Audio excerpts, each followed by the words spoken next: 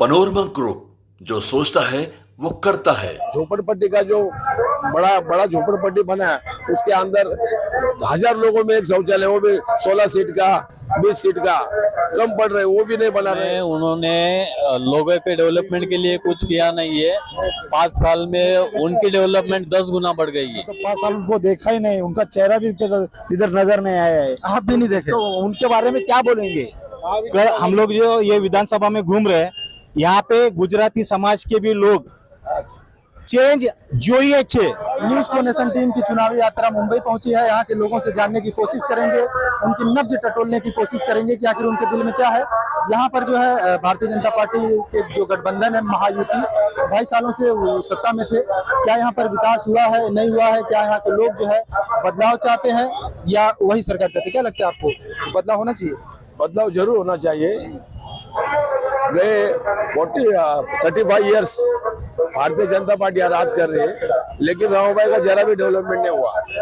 ना यहाँ पे बिल्डिंग बनी, ना झोपड़पट्टी की सुविधा हुआ, कोई क्रीडांगन है, कोई स्कूल, बीएमसी का स्कूल अच्छा तरीके से, ना हॉस्पिटल, दादा साहब गायकवाड़ रुग्णालय 25-30 साल से उसका कोई पतला भी चेंज नहीं हुआ। ये सरकार क्या काम की?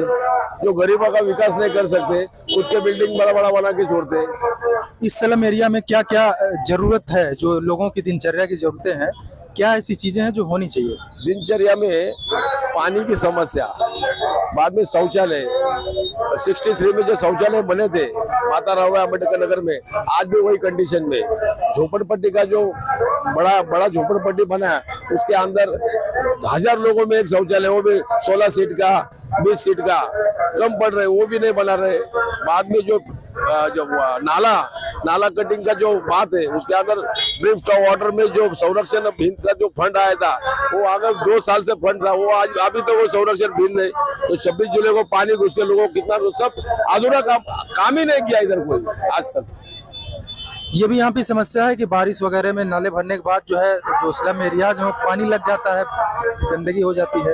देखो साहब, अभी जो हाईवे ना, हाईवे से 4 फुट नीचे रहो भाई कॉलोनी, 4 फुट नीचे रहो भाई कॉलोनी का पूरा विभाग है। जब वहां से पानी आता तो इधर खड्डा हो गया है।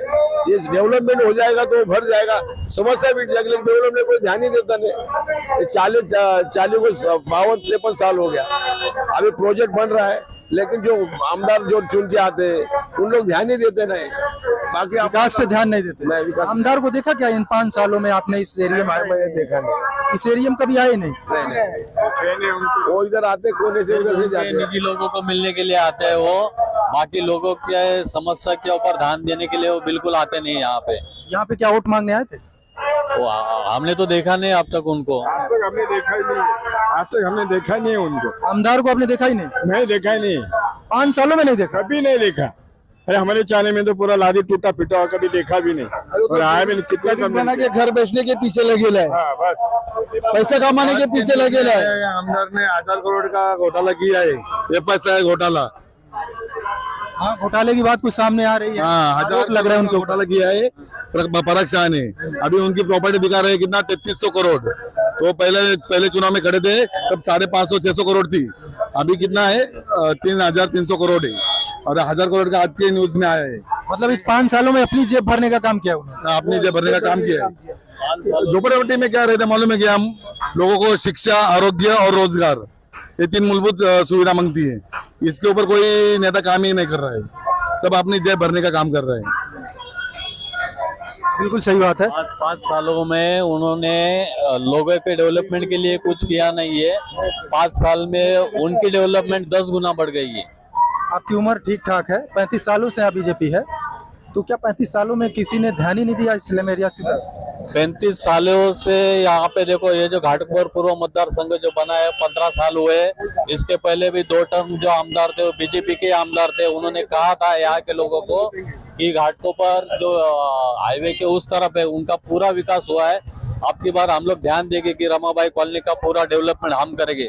लेकिन 15 साल हो रहे हैं अभी, उन्होंने अभी तक रमाबाई अम्बेडकर नगर के डेवलपमेंट के लिए कुछ भी नहीं किया है। क्या वजह है कि जो है हाईवे के उस तरफ विकास, बिल्डिंगें बड़ी बड़ी, और उसी तरफ थोड़ी ही दूर पे, मुश्किल से 500 मीटर की दूरी पर जो है झोंकी झोपड़ियाँ और स्लम एरियाज, गंदगी, वजह क्या है? आखिर इस पर ध्यान क्यों नहीं दिया गया? और उनकी वजह तो यही है, वो लोग जो है वो नहीं चाहते कि यहाँ के लोगों का डेवलपमेंट हुए, क्योंकि जो बड़े बड़े लोग रहते हैं उनको ऐसा उनके दिमाग में रहता है कि उनके लिए सर्विस प्रोवाइड करने वाले भी कोई चाहिए और वो उनके नजदीकी चाहिए। इसके लिए इन लोग झोपड़पट्टी में ही रहने चाहिए और सिर्फ हमारी सेवा करते रहने चाहिए ये लोग।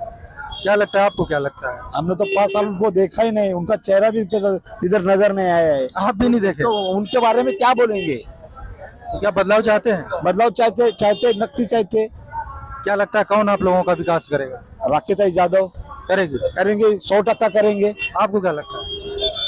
देखिए ऐसा है, जिस देश में संविधान चल रहा है और भारत में हिंदू खतरे में, ऐसा ये भाजपा का नारा है। संविधान को अभिप्रेत यहाँ पे पूरा जन समुदाय चल रहा है, उनका जीवन चल रहा है। अच्छा, रोकेंगे आपको। क्या हिंदू खतरे में जो भारतीय जनता पार्टी नारा दे रही है, इधर के हिंदू हिंदू नहीं है क्या? हाईवे के उस तरफ के हिंदू हिंदू हैं क्या? मतलब उधर बिल्डिंगें बन रही हैं और इधर जो है मूलभूत सुविधाएं नहीं मिल पा रही। वही कहना चाह रहा हूँ मैं कि 92 और 91 में जो हिंदू मुस्लिम का दंगा हुआ था, हमारे वसाहत को शांतता का पारितोषिक गृह निर्माण खाता जो पुलिस खाते से मिला था। अब यहाँ पे पूरा जो जन समुदाय में सब मिक्स है, बौद्ध समाज सबसे ज्यादा है यहाँ पे, उसके साथ परप्रांतीय हिंदू भाषिक भी बहुजन है। क्या उस वक्त हमें वो पारितोषिक ऐसे पैसे बांट के मिला था क्या? हमें हमारे शांतता के पारितोषिक हमको हमारे जो आचरण था हमारा यहाँ का उसके ऊपर मिला ना।